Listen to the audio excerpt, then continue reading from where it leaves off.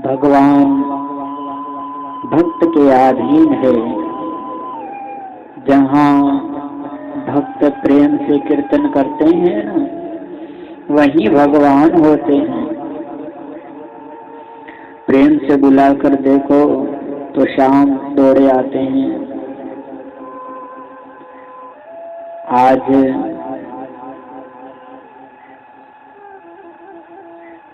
युद्धव जी का चरित्र आप सभी को सुनाता हूँ, कृपया ध्यान से सुने। दान, व्रत, तपस्या, यज्ञ, जप, वेदाध्ययन, इंद्रिय संयम तथा अन्य अनेक प्रकार के पुण्य कर्मों द्वारा श्री कृष्ण की भक्ति ही प्राप्त की जाती है। भक्ति की प्राप्ति में ही इन सब साधनों की सफलता है। युद्धव जी साक्षात देव गुरु बृहस्पति के शिष्य थे। इनका जन्म, इनका शरीर श्री कृष्णचंद्र के सम्मान ही श्याम वर्ण था और नेत्र कमल के सम्मान सुंदर थे। ये नीति और तत्व ज्ञान की मूर्ति थे।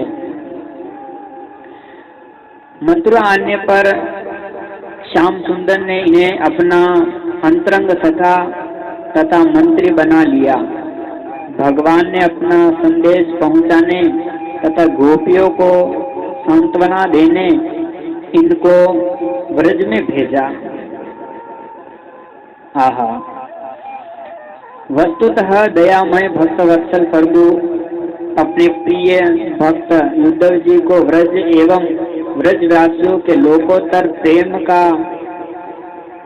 का दर्शन कराना चाहते थे। युद्धव जी जब व्रज पहुंचे, नंद बाबा ने इनका बड़े स्नेह से संस्कार किया। एकांत मिलन पर गोपियों ने घेर कर श्याम सुंदर का समाचार पूछा तो युद्धव जी ने कहा, व्रज देवियों, श्री कृष्णचंद्र तो सर्वव्यापी है। वे तुम्हारे हृदय में तथा समस्त जड़ चेतन में व्याप्त है। उनसे तुम्हारा वियोग कभी हो ही नहीं सकता। उनमें भगवत बुद्धि करके तुम सर्वत्र उनको ही देखो। गोपियां रो पड़ी, उनके नेत्र झलने लगे। उन्होंने कहा, युद्धव जी, आप ठीक कहते हैं। हमें भी सर्वत्र वे मयूर मुकुटधारी ही दिखते हैं। यमुना पुलीन में, वृक्षों में, लताओं में, कुंजों में सर्वत्र वे कमल लोचन ही दिखाई पड़ते हैं हमें। उनकी वह श्याम मूर्ति हृदय से एक क्षण को भी हटती नहीं। अनेक प्रकार से वे विलाप करने लगी। युद्धव जी में जो तनिक सा तत्व ज्ञान की प्राप्ति का गर्व था, वह व्रज के इस अलौकिक प्रेम को देखकर गल गया। वे कहने लगे, मैं तो इन गोप कुमारियों की चरण रज की वंदना करता हूँ, जिनके द्वारा गाई गई श्री हरि की कथा तीनों लोकों को पवित्र करती है। इस पृथ्वी पर जन्म लेना तो इन गोपांगनाओं का ही सार्थक है, क्योंकि भव भय से भीत मुनिगण तथा हम सब भी जिसकी इच्छा करते हैं, निखिलात्मक श्री नंद नंदन में इनका वही सुदृढ़ अनुराग है। सूती जिन भगवान मुकुंद का अब तक वन्वेषण ही करती है, इन्हीं इन लोगों ने स्वजन तथा घर की आसक्ति एवं आर्यपत लौकिक मर्यादा का मोह छोड़कर प्राप्त कर लिया। अतः मेरी तो इतनी ही लालसा है कि मैं इस वृंदावन में कोई भी लता विरुद्ध तरण आदि हो जाऊं, जिसमें इनकी पद धूलि मुझे मिलती रहे।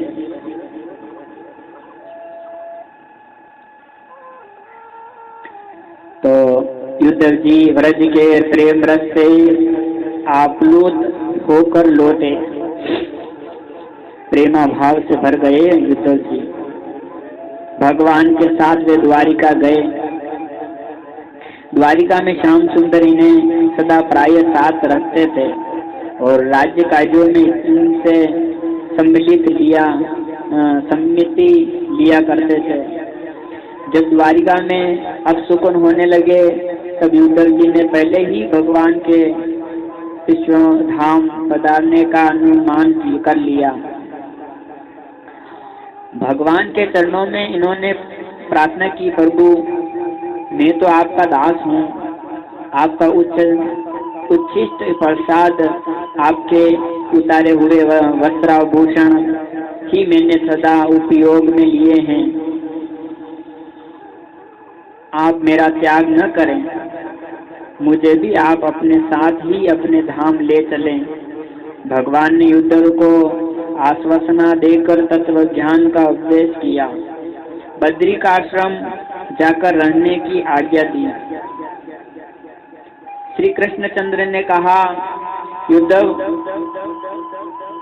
ही मेरे इस लोक से चले जाने पर मेरे ज्ञान की रक्षा करेंगे। वे गुणों में मुझसे तनिक भी कम नहीं है, अतएव अधिकारियों को उपदेश करने के लिए वे यहाँ रहे। भगवान के स्वधाम पधारने पर युद्धव जी द्वारिका से मथुरा आए। यहीं विदुर जी से उनकी भेंट हुई। अपने एक स्थूल रूप से तो वे बद्रिकाश्रम चले गए भगवान के आज्ञा अनुसार, और दूसरे सूक्ष्म रूप से व्रज में गोवर्धन के 5 लता वर्षों में छिपकर निवास करने लगे। महर्षि सांडिल्य के उपदेश से व्रजनाभ ने जब गोवर्धन के समीप संकीर्तन महोत्सव किया तब लता कुंजों से युद्धव जी का प्रकट हो गया और 1 महीने तक व्रज तथा श्री कृष्ण की रानियों को श्रीमद् भागवत सुनाकर अपने साथ नित्य व्रज भूमि में वे ले गए। श्री भगवान ने स्वयं भक्तों की प्रशंसा करते हुए युद्धव से कहा है, न तथा में प्रियतम आत्मयोगीन शंकरः न च संकर्षणो न श्रीर्नेवात्मा च यथा भगवान। मुझे तुम्हारे जैसे प्रेमी भक्त जितने प्रिय हैं उतने प्रिय मेरे पुत्र ब्रह्मा, आत्मा, शंकर, श्री बलराम जी, श्री लक्ष्मी जी भी नहीं है। अधिक क्या, मेरा आत्मा भी मुझसे उतना प्रिय नहीं है। ये संक्षेप में श्री युद्धव जी का उपाख्यान मैंने आपको सुनाया और आप इसको और से और अधिक भक्तों को सुनाओ। श्री कृष्णचंद्र की जय, द्वारिकाधीश भगवान की जय, रणछोड़ भगवान की जय, राधा रानी की जय, भागवत भगवान की जय। जय हो।